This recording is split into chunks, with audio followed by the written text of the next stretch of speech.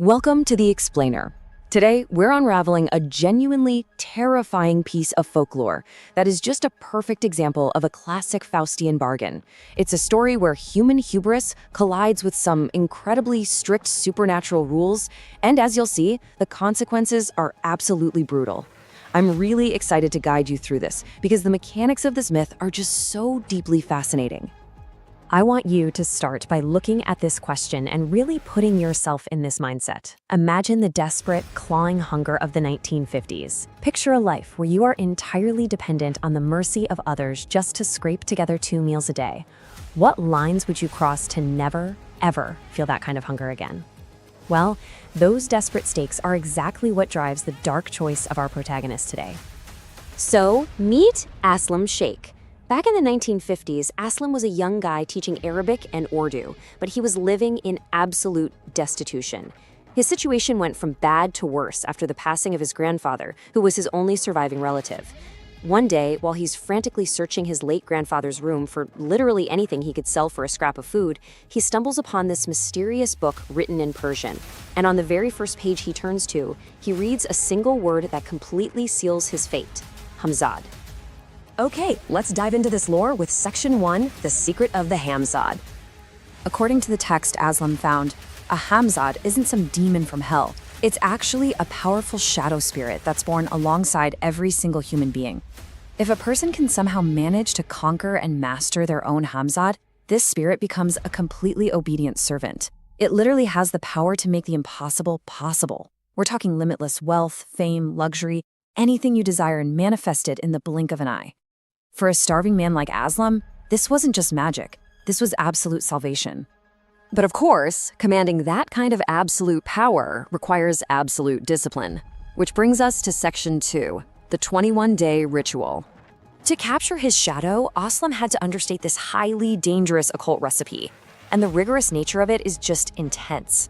To even attempt this, Aslam had to borrow money from a friend just to buy 21 days worth of basic rations. The rules were incredibly strict. He could only eat the simplest of foods. Every single night, he had to bake a roti, a type of flatbread, at exactly midnight by the light of a single oil lamp.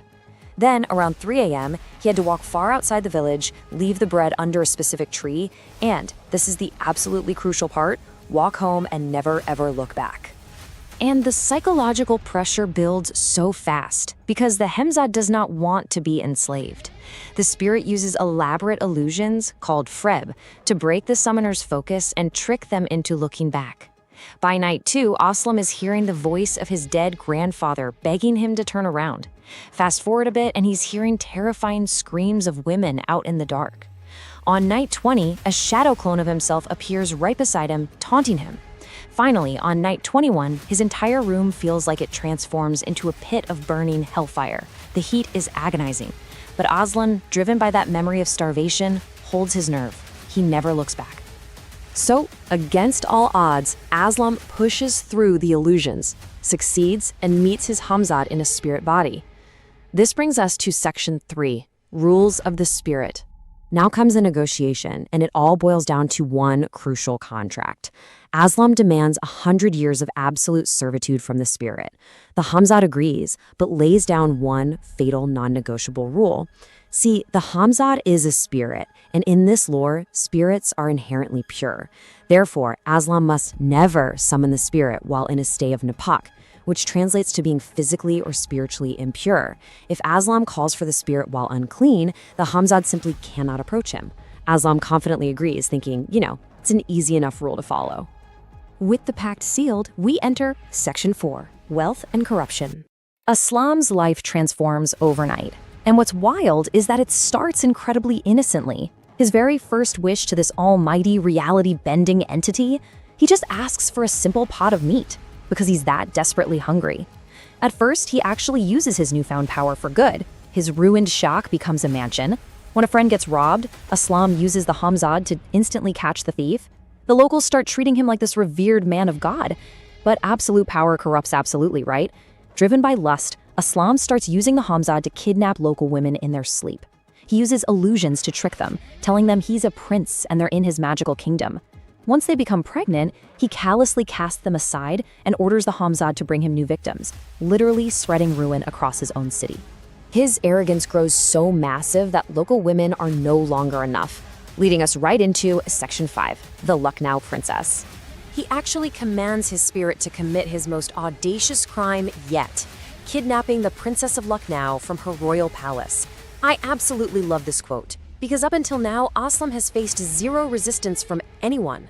But the princess wakes up, realizes she's been abducted, and fiercely rejects him. She breaks his illusion of control instantly. She refuses to be intimidated by his magical facade.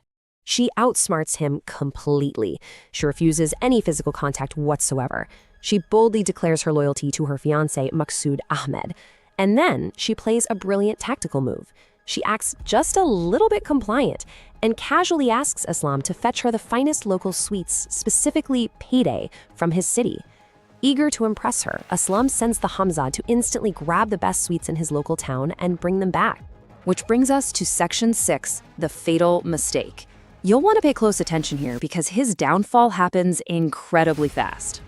The princess is returned to her palace the next morning, and she immediately tells her father about the abduction and, crucially, about those specific local sweets she was fed. The king's advisor, a highly knowledgeable Malvi, recognizes exactly what is happening. To protect the princess, the Malvi casts a hisar. Think of it as a supernatural protective circle or barrier around her.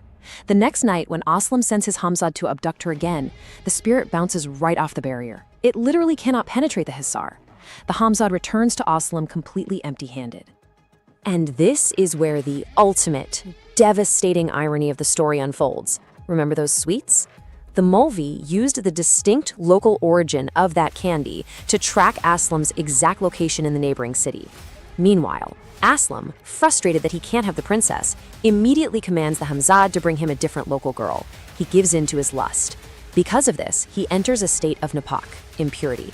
And at that exact moment, the king's armed assassins, sent by the Malvi, kick down his door. The climax is just incredibly tense. The assassins rush in to execute him. Aslam is screaming for his Hamzad to save him. "Hamzad, my Hamzad!" he cries out. But the spirit doesn't appear. Why? Because Aslam is impure. The one absolute condition of their contract has been breached. Desperate, Aslam runs to another room, grabs a small water pot, and frantically tries to wash his head to purify himself so the spirit can approach. But there just isn't enough water. Before he can finish, an assassin grabs him and slits his throat. The pact is broken forever. Which brings us to a final thought I want to leave you with today. We started with a starving man who just wanted a pot of meat to survive. He gained absolute power and he completely destroyed himself with it. So ask yourself, did the dark shadow spirit actually corrupt Aslam Sheikh? Or did the power of the Hamzad simply strip away his societal constraints, revealing the monster that was hiding in the shadows all along? It's a pretty chilling thought.